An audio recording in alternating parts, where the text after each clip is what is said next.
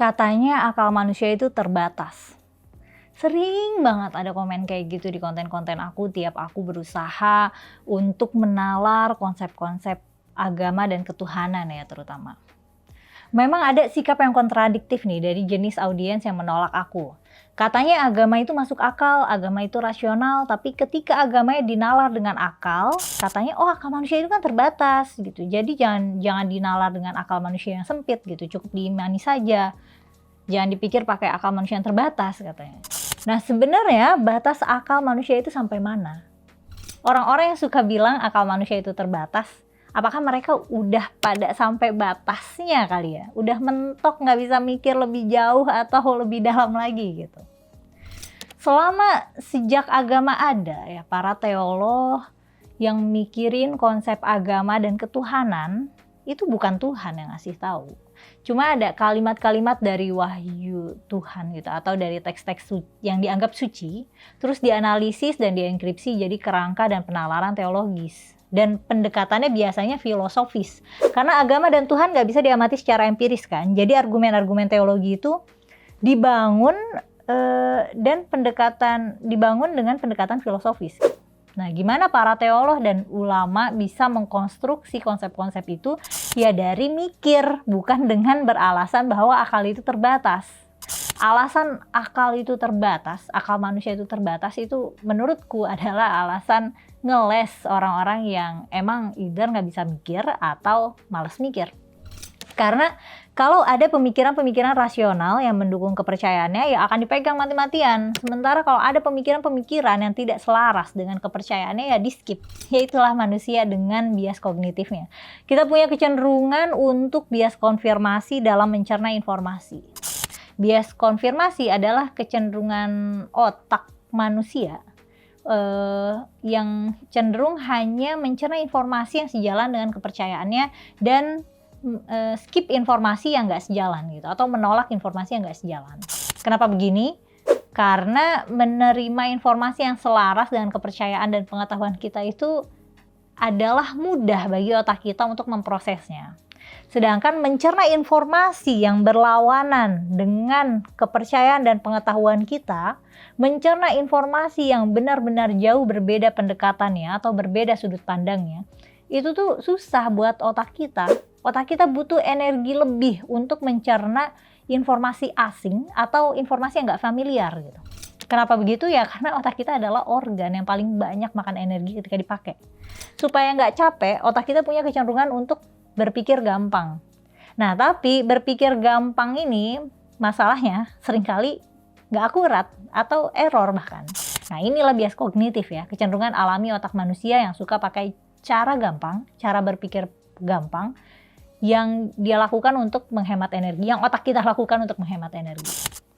Jadinya berpikir kritis, berpikir akurat, berpikir sistematis, berpikir logis, ini tuh tidak alami ya. Tidak alami dalam arti butuh belajar dan butuh dilatih, butuh waktu untuk bisa terbiasa berpikir dengan jernih dan rapi. Ya sebenarnya bisa dipahami sih kenapa mikirin tentang konsep ketuhanan dan agama pakai akal tuh menimbulkan resistensi. Pertama, karena belief system yang sudah terbentuk akan terchallenge. Dua, karena nggak mudah. Karena konsep tentang agama dan Tuhan tuh konsep yang abstrak banget. Ketika kita ngomongin politik dan teknologi misalnya, meskipun topik yang susah juga, tapi tidak seabstrak konsep agama dan ketuhanan. Makanya konsep Tuhan dan agama tuh nggak ada kesepakatannya. Umat manusia ini tidak sepakat pada konsepsi tunggal tentang konsep Tuhan dan agama. Gitu. Makanya potensi berantem gara-gara beda pendapat tentang Tuhan dan agama ini ya memang sangat potensial. Makanya agama ini bisa jadi sumber konflik. Makanya agama itu bahasannya bisa sensitif. Karena nggak bisa dibikin kesepakatan. Karena memang seabstrak itu. Dan saking abstraknya juga, kita bisa juga mempertanyakan apakah agama itu politik? Bisa juga. Agama itu politik, bisa juga. Apakah agama itu budaya? Ya agama itu bagian dari budaya, ya emang bisa juga diartikan begitu. Nah, akal manusia telah menjadi alat utama dalam memahami dunia, dalam memahami fenomena di sekitar kita. Dan melalui penalaran dan metode ilmiah, kita sudah mencapai kemajuan yang luar biasa ya dalam ilmu pengetahuan, dalam perkembangan teknologi, dan dalam filsafat. Secara evolusioner, otak manusia itu telah berkembang untuk memecahkan masalah kompleks dan abstrak ya. Neuroscience menunjukkan bahwa otak memiliki plastisitas yang memungkinkan pembelajaran dan adaptasi terus-menerus. Nah, kognisi tingkat tinggi ya, seperti misalnya kemampuan untuk berpikir abstrak gitu dan memahami metafora, itu menunjukkan bahwa akal manusia memang mampu kok menjangkau konsep-konsep yang tidak secara langsung bisa diamati. Jadi akal manusia tidak hanya terbatas pada pengalaman empiris.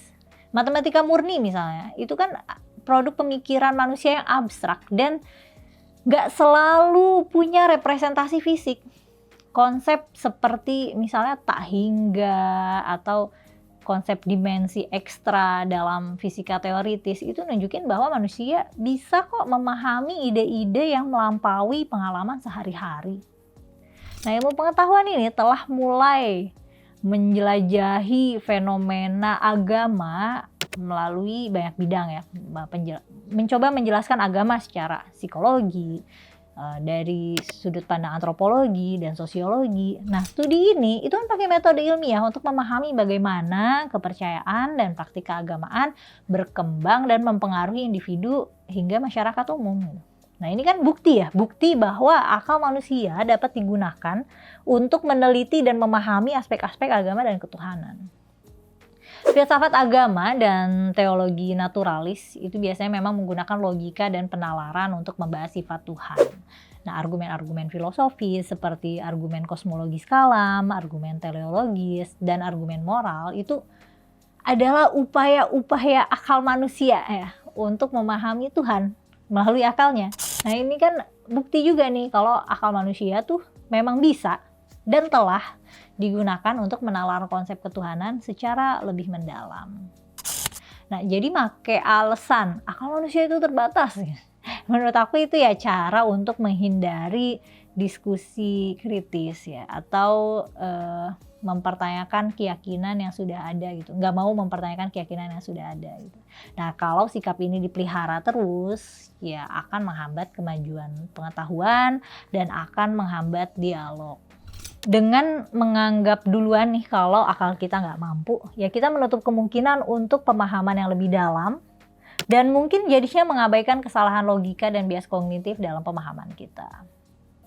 Menolak penggunaan akal dalam memahami agama dan ketuhanan itu bisa menyebabkan dogmatisme dan fanatisme ya. Tanpa penalaran kritis, keyakinan itu jadi kaku dan nggak toleran terhadap pandangan lain.